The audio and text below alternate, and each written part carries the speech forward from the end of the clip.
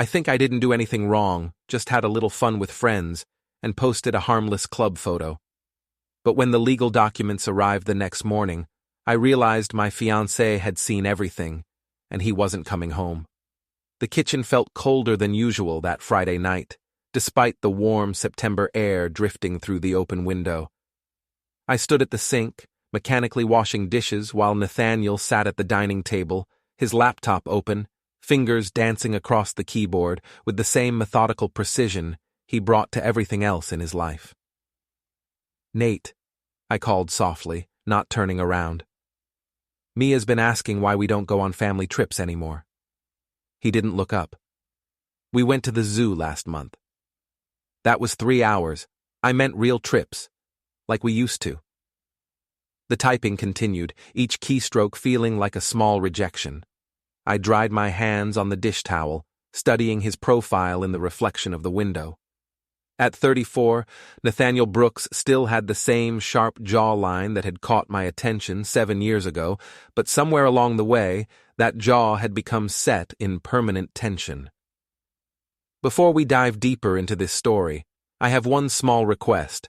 Please subscribe, drop a like, comment, and hit that hype button to boost this channel so more people can discover these incredible stories. "The Peterson account needs to be reconciled by Monday," he said, finally glancing up, and Mrs. Chen called about the quarterly review. "It's Friday night, Nate. Numbers don't care what day it is." I turned to face him fully, crossing my arms. Neither do relationships, apparently. His fingers paused over the keyboard. For a moment, I thought I'd gotten through to him, that we might actually have the conversation we'd been avoiding for months. Instead, he saved his work and closed the laptop. "I'm going to check on Mia," he said, standing. "She should be asleep by now." As his footsteps disappeared down the hallway, I felt that familiar ache of being overlooked, undervalued. When had I become just another item on his to-do list, somewhere between client calls and grocery shopping? My phone buzzed on the counter. Cassie's name lit up the screen. "Girls' night at the Velvet Vine. You in? Time to remind ourselves we're still alive." I stared at the message, then at the empty doorway where Nate had vanished. Upstairs, I could hear his gentle voice reading to Mia, the same warmth he used to reserve for me, now exclusively directed toward our 6-year-old daughter. "Can't. Family stuff," I typed back. "Lirael, honey, when's the last time you did something for you? Come on, one drink." I glanced toward the stairs again. Nate would probably work until midnight anyway, then slip into bed without a word, careful not to wake me. We'd become strangers sharing a mortgage. "What time?" I found myself typing. "Pick you up at 9. Wear something that reminds you you're a goddess." I deleted and retyped my response 3 times before settling on, "See you at 9. When Nate came back downstairs 20 minutes later, I was touching up my makeup in the hallway mirror. "Going somewhere?" he asked, his tone neutral. "Out with Cassie. Girls' night." I applied another coat of mascara, watching his reflection behind mine. He nodded absently, already reaching for his laptop again. "Drive safe." That was it. No questions about where, no requests to text when I got there safely, no mention of how long I'd be gone, just drive safe, like I was a coworker leaving the office. "Mia okay?" I asked, testing. "She's fine. Had a nightmare about monsters under the bed, but we talked it through." Of course they did. Nate was perfect with Mia, patient, attentive, everything he used to be with me. I watched him settle back at the table, already absorbed in spreadsheets again. "Nate? Do you even notice when I'm here anymore?" He looked up then, really looked at me, and for a second I saw something flicker in his dark eyes. Confusion, maybe. Or hurt. "Of course I do," he said quietly. But he didn't ask me to stay. My phone buzzed with Cassie's text. "Outside! Let's go reclaim your life!" I grabbed my purse and keys, pausing at the door. "I'll be back later." "Okay," Nate said, not looking up from his screen. As I walked to Cassie's car, I felt a strange mix of guilt and defiance. I wasn't doing anything wrong, just going out with a friend, having a drink, remembering what it felt like to be seen as more than a fixture in someone else's routine. "Look at you!" Cassie squealed as I slid into the passenger seat. "Absolutely gorgeous. Nate doesn't know what he's got." I buckled my seatbelt, glancing back at our house. The kitchen light was still on, Nate's silhouette visible through the window. "Sometimes I wonder if he cares what he's got," I murmured. Cassie reached over and squeezed my hand. "Tonight's not about him, babe. Tonight's about you, remembering who you are." As we pulled away from the curb, I felt something loosen in my chest. For the first time in months, I was going somewhere that had nothing to do with work, or household management, or being the perfect fiancé to a man who barely seemed to notice I existed. I pulled down the visor mirror and checked my lipstick one more time. Cassie was right. I looked good. When had I stopped feeling good? "So what's the plan?" I asked, settling back in my seat.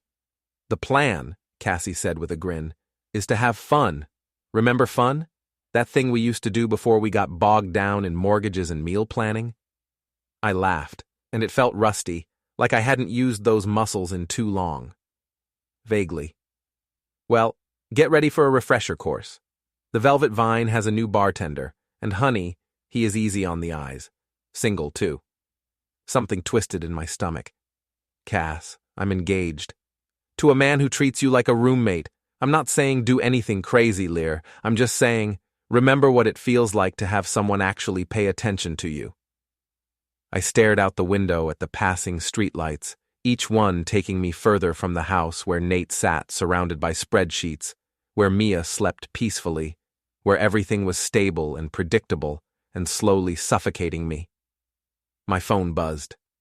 For a wild moment, I hoped it was Nate, maybe asking me to come home, suggesting we talk instead. It was a notification from Instagram. Patricia, Nate's mother, had posted another photo of her garden, tagged with "Tam Blessed Friday, just family time."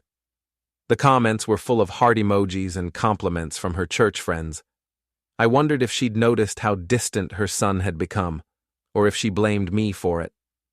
Patricia had always been polite, but cool toward me, like she was waiting for me to prove I was worthy of her precious boy. "Earth to Lirael," Cassie said, pulling into the club's parking lot. "You're thinking too much. That's your problem. You think instead of feel." The Velvet Vine's neon sign cast purple shadows across the asphalt. Music thumped from inside, and I could see people through the windows, laughing, dancing, living. "Maybe you're right," I said, surprising myself. "Of course I'm right. Now come on. Let's go remind the world that Lirael Vane is a force to be reckoned with." As we walked toward the entrance, I sent one last text to Nate. "At the Velvet Vine with Cassie. Text if you need anything." He didn't respond. The Velvet Vine pulsed with energy I'd forgotten existed.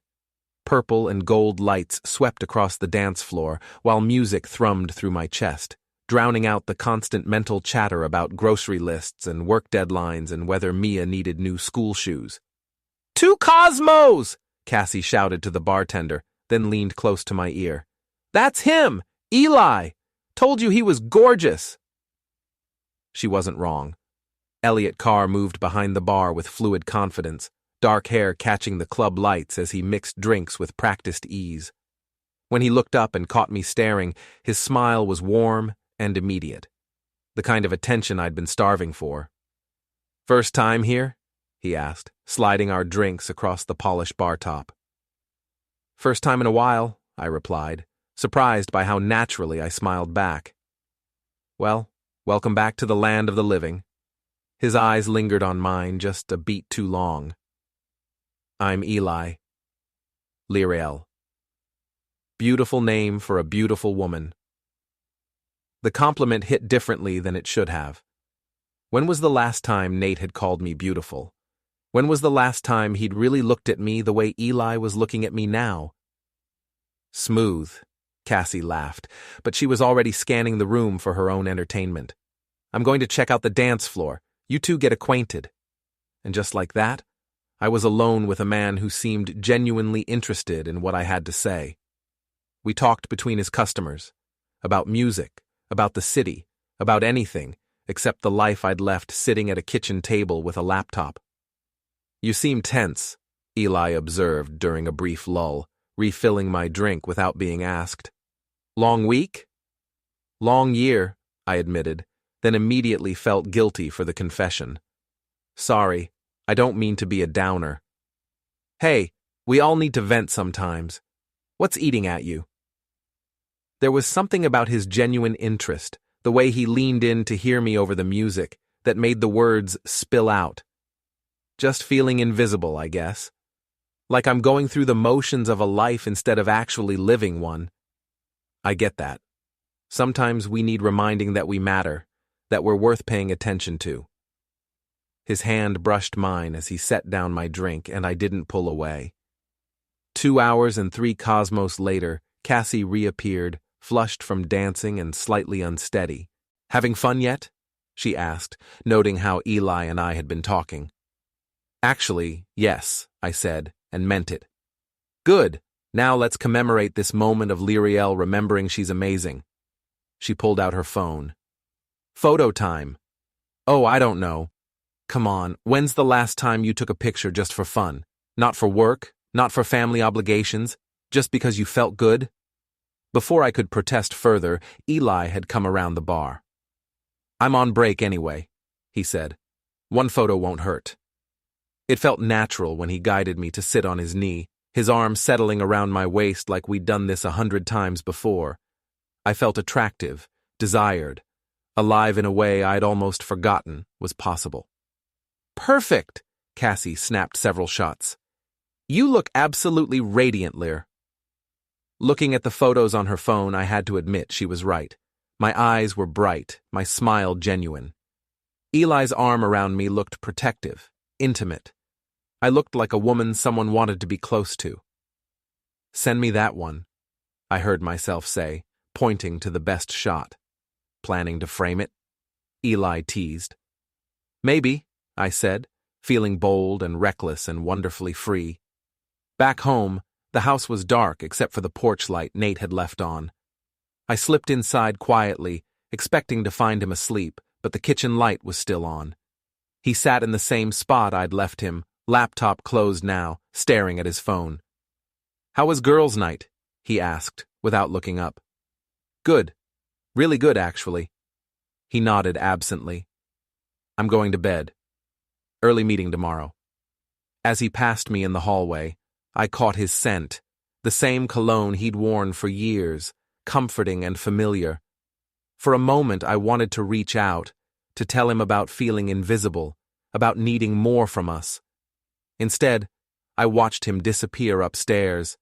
In our bedroom, I changed into pajamas while Nate brushed his teeth in the ensuite bathroom. The photo Cassie had sent sat in my phone, waiting. In it, I looked happy, wanted, significant. On impulse, I opened Instagram and uploaded it. The caption came easily.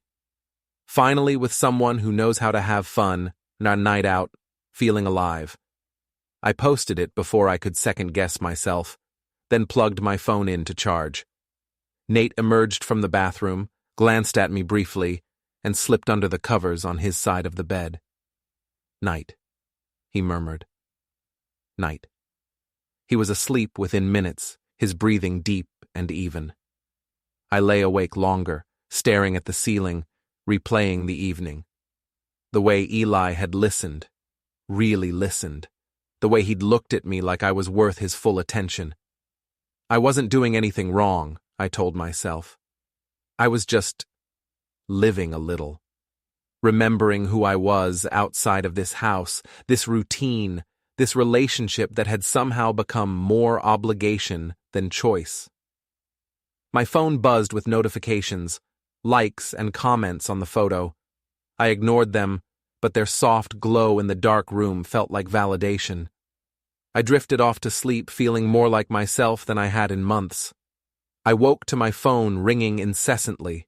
Sunlight streamed through the curtains, and Nate's side of the bed was empty. The clock read 10:47 a.m., 17 missed calls, 12 from numbers I didn't recognize, 3 from Jordan, 2 from my dad. My stomach dropped as I scrolled through the notifications. Dozens of comments on last night's photo, and they weren't all positive. Girl, what about Nate? This is messy. Delete this before it's too late. But it was the text messages that made my blood run cold. Jordan. Lear, call me. Now. Dad. What is this photo your mother is showing me? And then, at the bottom of the list, a message that made my heart stop. Keep him. N. I ran downstairs, still in my pajamas. The kitchen was empty, but there was a note on the counter in Nate's careful handwriting. Took Mia to Mom's for the weekend. We need space to figure this out. Nathaniel. My hands shook as I opened Instagram. The photo had 127 likes and 43 comments. In the harsh light of morning, seeing myself on another man's knee, his arm around me, that intimate smile on my face, I could see how it looked. But it wasn't what it looked like. It was just a photo, just a moment of feeling good about myself. Wasn't it? I called Nate. Straight to voicemail. I called again. Same thing. On the third try, he answered. Nate, thank God. Listen, that photo... I said keep him, Lirael. His voice was so calm it scared me more than shouting would have. It's not what it looks like. We were just... I've seen enough.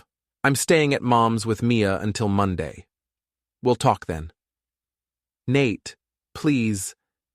The line went dead. I stared at my phone, at the photo that had seemed so innocent last night, so empowering.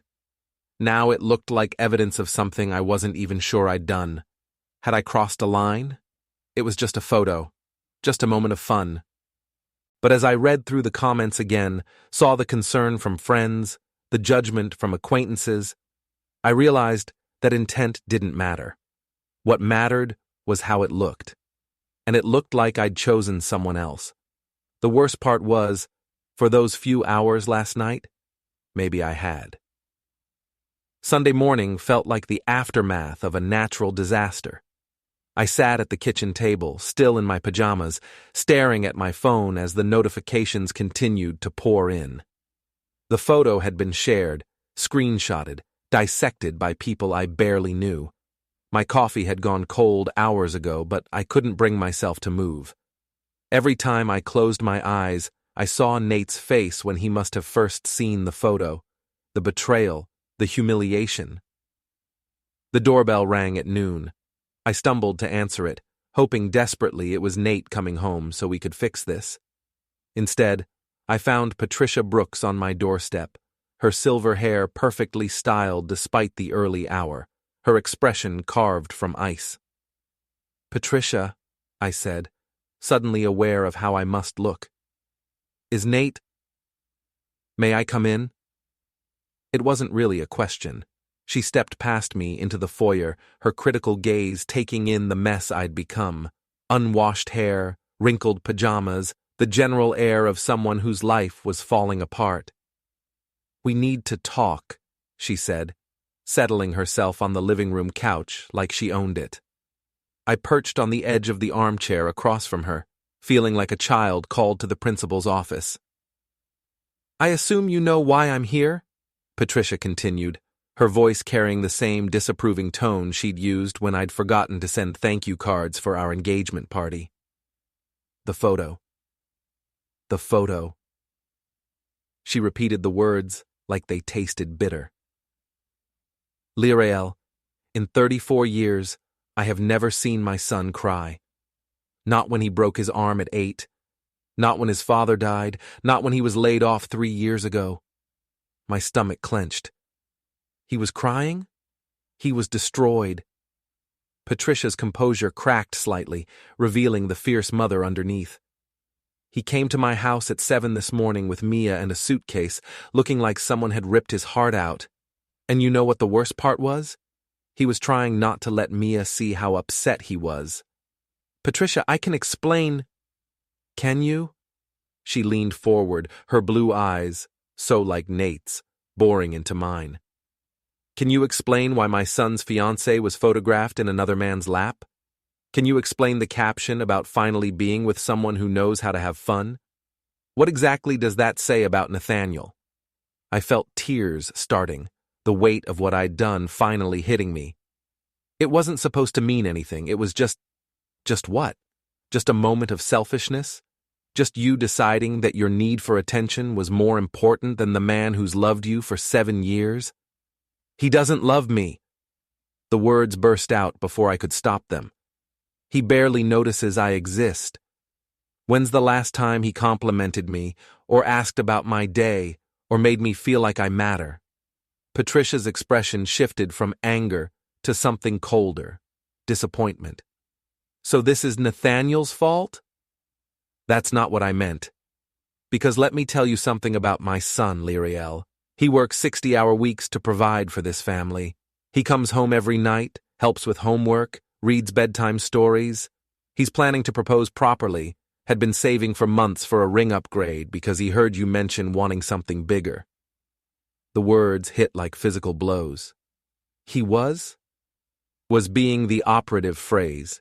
He's been worried about you, about how distant you seemed, but he thought it was work stress. He was planning a surprise weekend getaway for your birthday next month. Had already booked the hotel. I felt sick. I didn't know. Of course you didn't. Because instead of talking to your fiancé about your feelings, you decided to humiliate him publicly. Patricia stood, smoothing down her skirt. I've raised a good man, Lirael. A man who deserves better than this. Where is he? I need to talk to him. He's not ready to talk to you, and frankly, I'm not sure he should be. This isn't just about a photo. It's about judgment, about loyalty, about respect. All things you've shown you lack. After she left, I sat in the empty house, her words echoing in my mind. I tried calling Nate again, but it went straight to voicemail. I tried texting. Please let me explain. It's not what it looks like. I love you. We can fix this. Please don't shut me out. No responses. I called Cassie, needing someone on my side, someone who understood. Oh, honey, she said when she answered, but her voice sounded strained. I saw all the comments. This is a mess. It's just a photo, Cass. People are acting like I committed murder. There was a pause. Lear? You have to admit, it looks pretty bad. You were there. You know nothing happened. I know. But babe, you're engaged. And that caption. Finally with someone who knows how to have fun? That was harsh. I felt my last ally slipping away. Whose side are you on? I'm on your side, always. But maybe this is a wake-up call? Like, if you're unhappy enough to post something like that, maybe you need to really think about what you want. After we hung up, I realized she hadn't offered to come over, hadn't suggested we grab coffee and strategize like she usually did when I had problems. Even Cassie was keeping her distance. I spent the rest of Sunday deleting the photo and crafting apology posts that I wrote and rewrote, but never published. Nothing sounded right. Nothing captured the complexity of feeling invisible in your own relationship, while also acknowledging that I'd handled it in the worst possible way. My phone buzzed with a text from Jordan. Dad wants to talk to you. He's pretty disappointed. Of course he was. My father, who'd walked me down the aisle at my sister's wedding just 2 months ago, talking about how proud he was of his daughters for finding good men. Now one of his daughters had potentially thrown away her relationship for a photo op. I tried to eat dinner but couldn't stomach it. The house felt enormous and empty without Mia's chatter and Nate's quiet presence. I found myself wandering into Mia's room, sitting on her bed surrounded by stuffed animals and children's books. Had she seen the photo? At 6, she might not understand the implications, but kids were perceptive. They sensed tension, absorbed the emotions of the adults around them. I picked up her favorite book, the one Nate read to her every night, and started crying. Real, ugly tears for the mess I'd made, for the pain I'd caused, for the family I might have destroyed over one stupid moment of needing to feel desired. My phone buzzed. For a wild moment, I hoped it was Nate. It was Eli. "Hey, beautiful. Had an amazing time talking with you last night. Would love to continue the conversation over dinner sometime." I stared at the message, remembering how good his attention had felt, how alive I'd felt in his presence. But now, in the wreckage of my real life, his interest felt hollow, meaningless. I deleted his message without responding. As I got ready for bed alone, I caught sight of myself in the bathroom mirror. I looked haggard, older somehow than I had just 24 hours ago. The woman in last night's photo, confident, radiant, desired, felt like a stranger. I crawled into bed on my side, staring at the empty space where Nate should have been. His pillow still smelled like his cologne, and I pressed my face into it, finally understanding what I'd really lost. It wasn't just a relationship. It was a partnership, a family, a future I'd taken for granted while chasing the fleeting high of a stranger's attention. I'd thought I was invisible in my own life. Now I realized I'd made myself invisible to the people who actually mattered. The question was it too late to become visible again in the ways that counted? Monday morning brought a courier to my door at 8:47 a.m., just as I was getting ready for work. The manila envelope felt heavy in my hands, my name and address typed in formal legal letterhead. Inside, a petition for dissolution of domestic partnership, a request for mediation, and a detailed accounting of shared assets. At the bottom, Nathaniel's signature, already notarized. My hands shook as I read through the legal language. He was serious. This wasn't a dramatic gesture or a cooling-off period. He was actually ending us. I called in sick to work. I couldn't face the gossip, the sideways glances, the inevitable questions about my weekend. Instead, I found myself driving to Patricia's house, desperate to see Nate, to make him understand. Mia was playing in the front yard when I pulled up, her dark curls bouncing as she pushed her doll in a toy stroller. When she saw me, her face lit up. "Mommy!" She ran toward the car, but Patricia appeared in the doorway, intercepting her with gentle hands on her shoulders.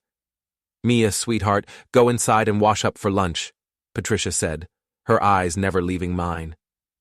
I got out of the car slowly, holding up the legal documents. "I need to talk to him. He's not here. Patricia, please. I know I messed up, but we have a family." "Do you?" She stepped onto the porch, closing the door behind her.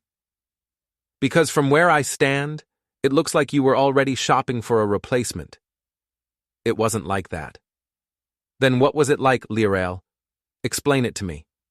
Explain how a woman who loves her fiancé ends up in another man's lap, posting about how he finally knows how to have fun."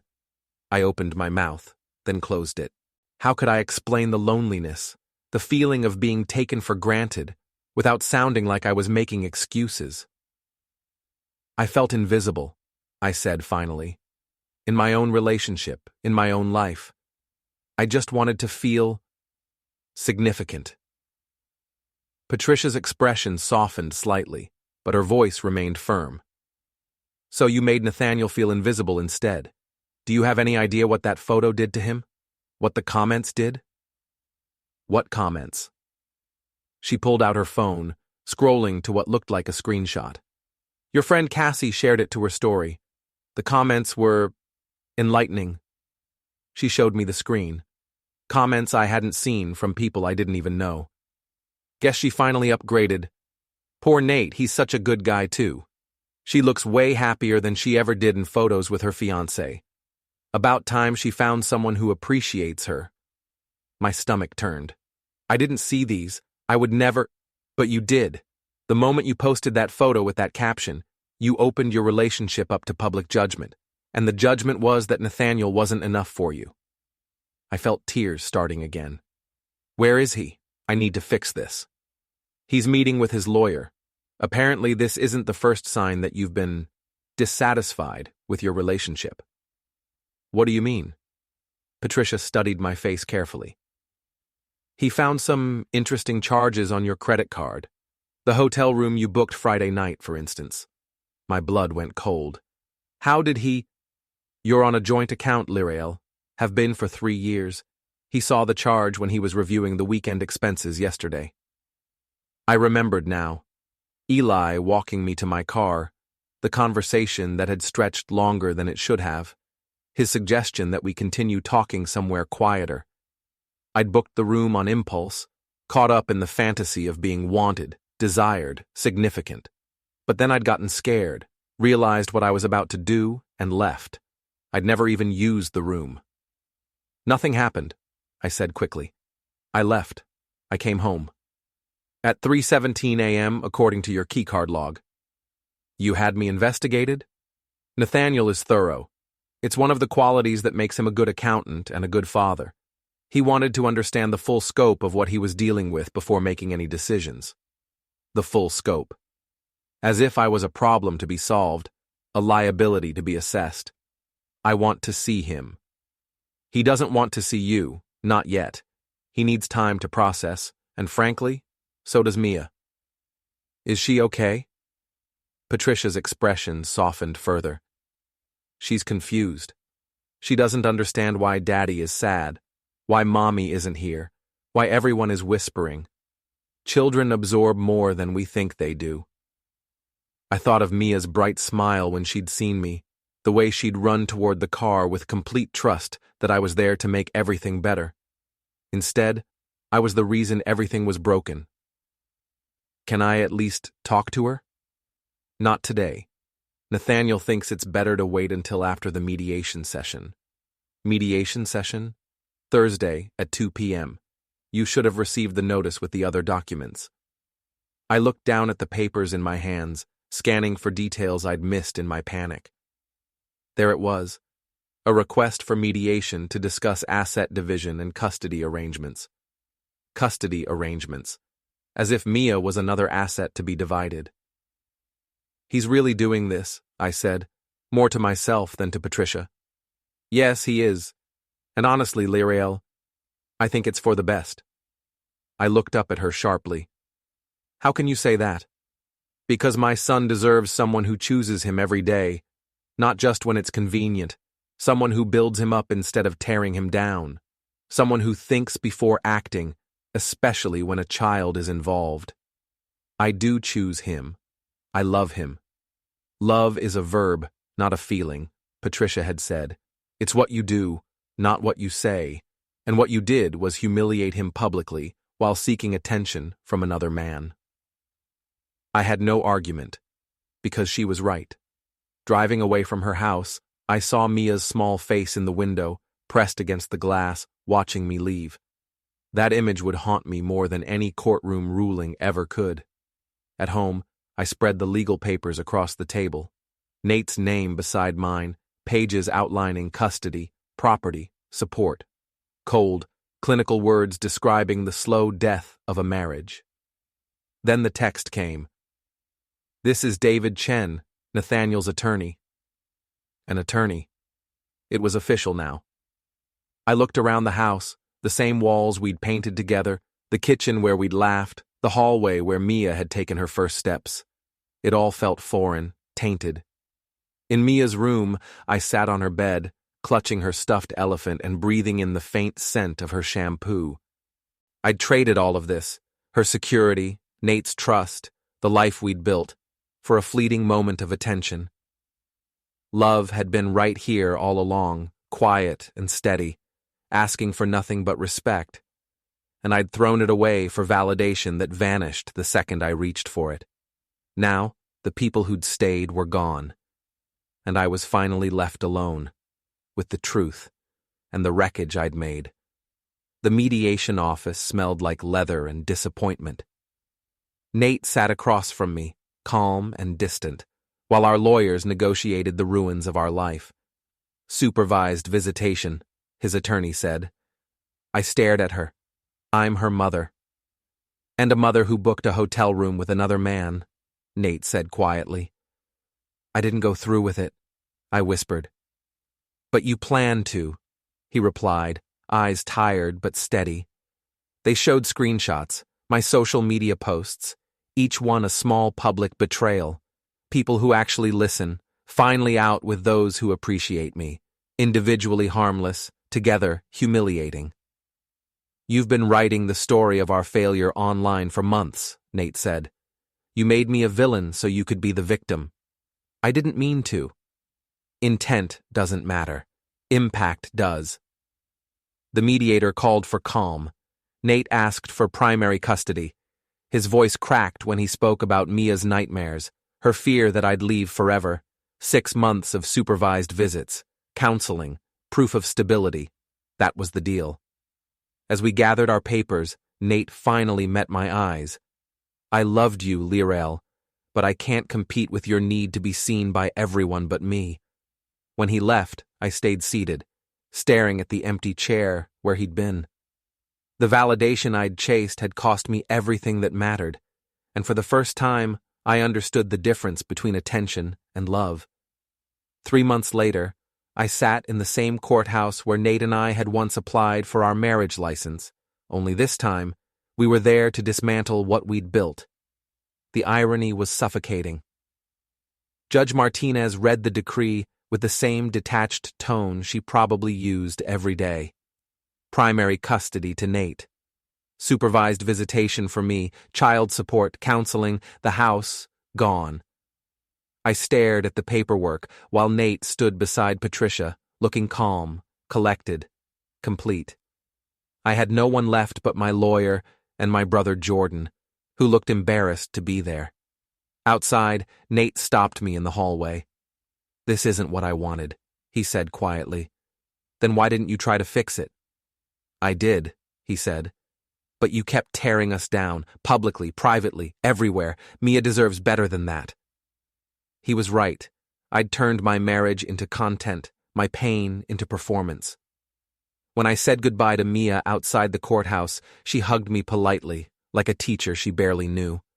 Watching her walk away, hand in hand with Nate and Patricia, I realized what I'd truly lost. Not a husband, not even custody, but belonging. Driving home to my empty apartment, I deleted every social media app. The attention I'd chased had destroyed everything that actually mattered. For the first time, I understood that being seen isn't the same as being loved, and that sometimes the worst punishment isn't being forgotten. It's being remembered for all the wrong reasons. Don't forget to hit like, subscribe, and turn on the bell so you don't miss the next story. Write in the comments from which city you are watching.